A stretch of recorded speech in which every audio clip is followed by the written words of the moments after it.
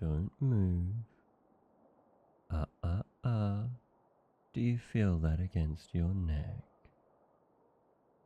This is a knife. If you struggle or make noise, then you know what happens. Yes, you've received a bit of training for this, haven't you? Everyone born into a noble family needs to know what to do when facing an assassin. Although, in the end, the advice they give is a bit silly, isn't it? If the assassin speaks to you, stay calm.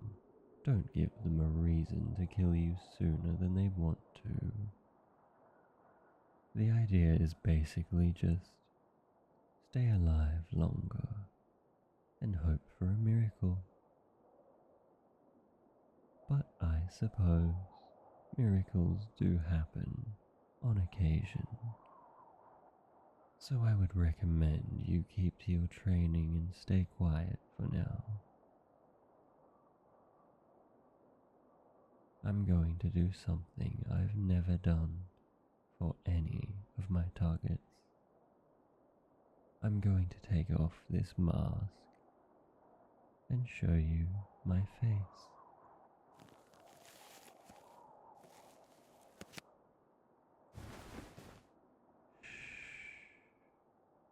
Don't forget the knife, but I'm flattered that you recognize me. I know you had to memorize the names and faces of members of rival houses, but I'm a rather minor member of the Blancmont family. Even though my family and yours are bitter enemies, I think most members of your family wouldn't have bothered to remember me. You seem a bit confused. It's very simple. I am the Blancmont's personal assassin. I've been officially adopted into the family as a cover. As you might have guessed, I was sent here to kill you. Technically, you're not next in line to take over the family, but your brother is. Well, let's just be honest, he's incompetent. You, on the other hand, could actually be a threat to the Blancmonts if you were chosen to lead your house instead. I'm sure you're wondering why I'm even telling you all this. If I wanted to kill you, it would be easier to never have woken you up. But that's the thing. I don't want to. When I was assigned to kill you, I did a little spying to understand who you are, what your weaknesses were. Hush, I kill people for money. Spying on you isn't the thing to get upset about here.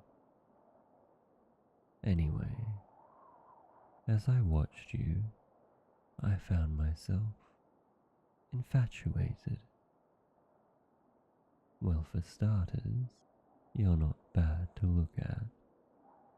Some of your cousins are considered more conventionally attractive, but only because they center their entire lives around their appearance.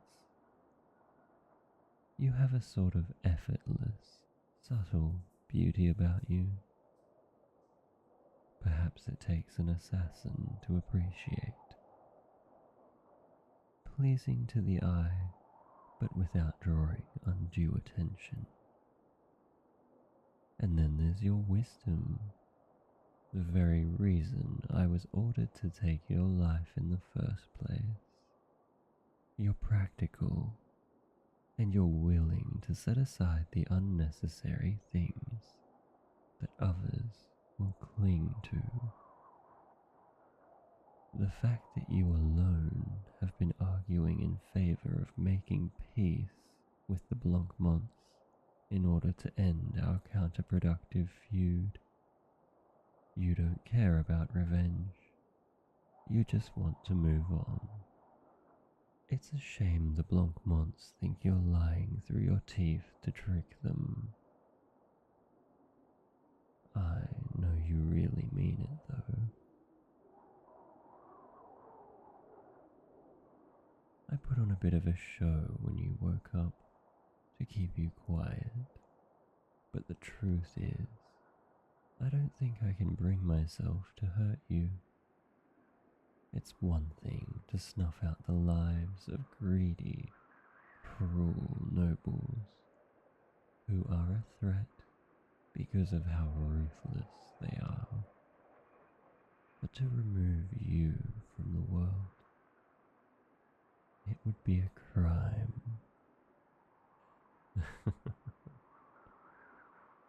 You still have a sense of humor, even at a time like this. Alright, fine. Both are crimes, but the former is merely a crime according to the law. The latter is a crime against humanity.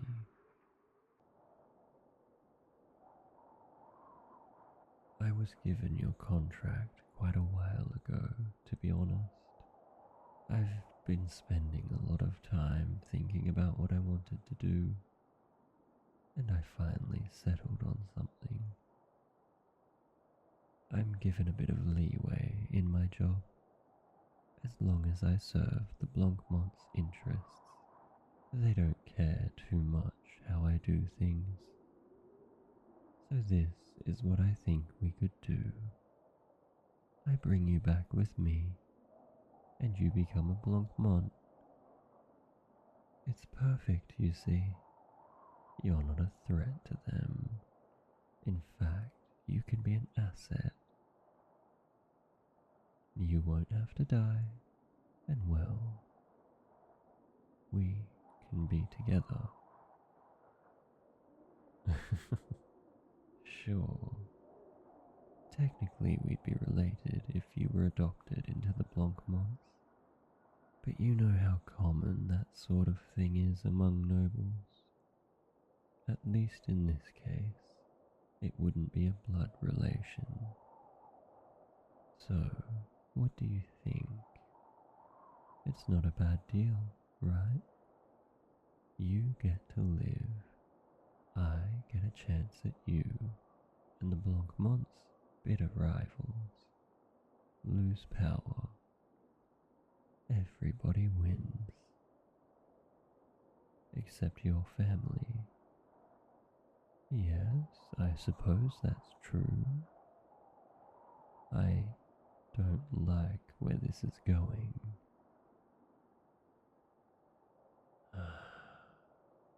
And here I was praising your pragmatism.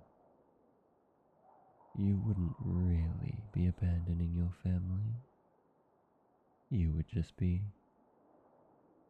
well, okay, you would be abandoning them. But if I kill you, then they lose you anyway.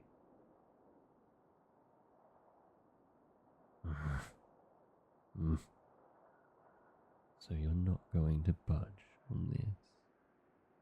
You insist that you'd rather die than join your family's enemies.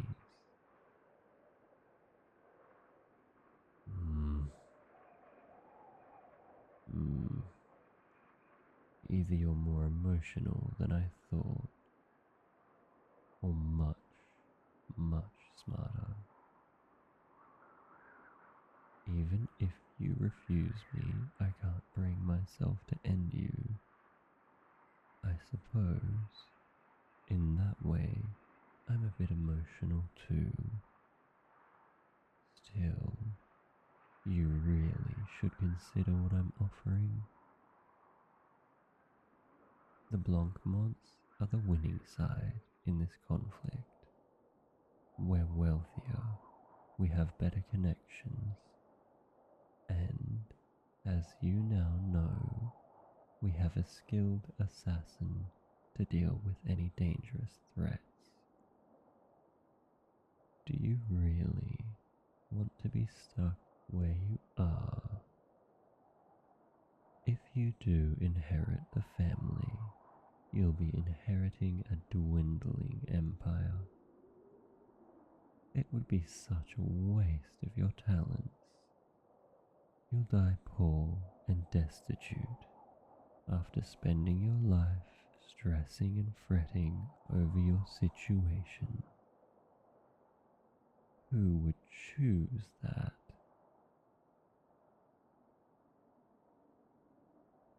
Barring a miracle, it is a sure thing.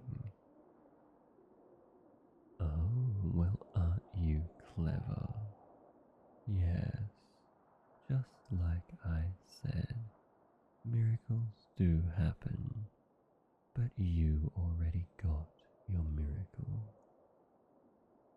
Your miracle is that you're not dying tonight. Expecting more is just delusional. And even if that doesn't happen, think of what you're giving up. If you have any chance of getting your house out of the hole that it's dug for itself, it will be through a political marriage, a forced one. But that's just it. I'm not blackmailing you into marrying me. All I want is a chance to convince you to choose me. In the Blancmont house, you won't have to bear the responsibility of leading, so it doesn't matter who you marry. You can choose whoever you like.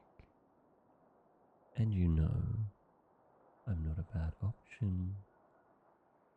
I have plenty to offer. I'm wealthy, intelligent, and I feel like we could really understand each other in a way that others don't. This is the only way you'd get a chance like that.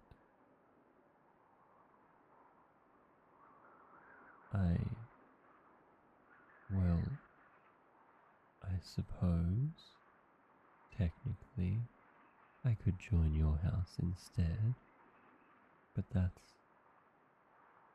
I don't want you to take this the wrong way, but it's not as though I'm willing to drop my entire life for you. I'm interested in you, and I'm taking quite the risk ignoring my orders. But I am genuinely loyal to the Blancmont family, even if it's technically only a cover. I am officially part of the family, and I am grateful to them. But we've only just met.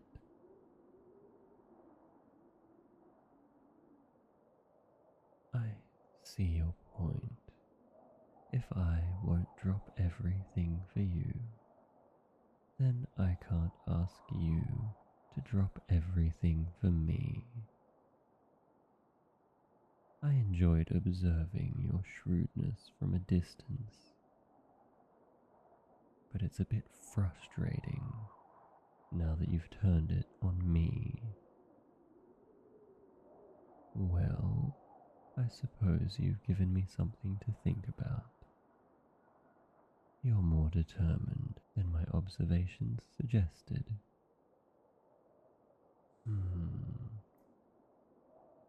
I just realized that I didn't accomplish even one of the goals that I came here with. This is going to complicate things. Still, the fact that you can turn me away with nothing more than words intrigues me. I might be even more interested in you now than I was before. I expected to leave here with you, or with your head, if I could muster the strength. I didn't consider what would happen if you remained alive and at home.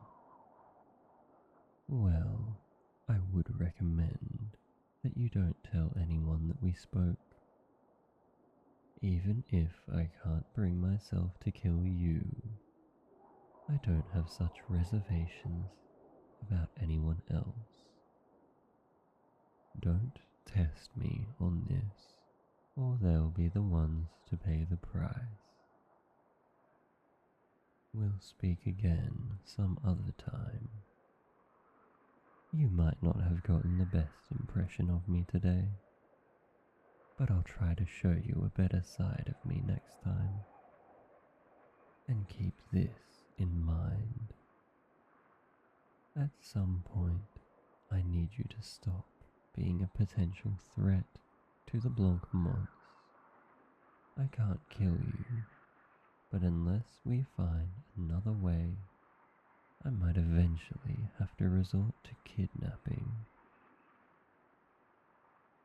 I would suggest you help me find another solution as soon as possible. For now, I bid you good night. I hope you manage to get some sleep.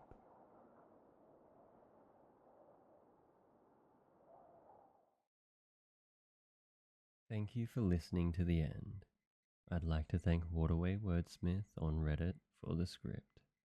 If you enjoyed this audio, remember to like, subscribe, and leave a comment. I love seeing them, and I try to respond to as many as possible. Anyway, I'm gonna go now. See you later.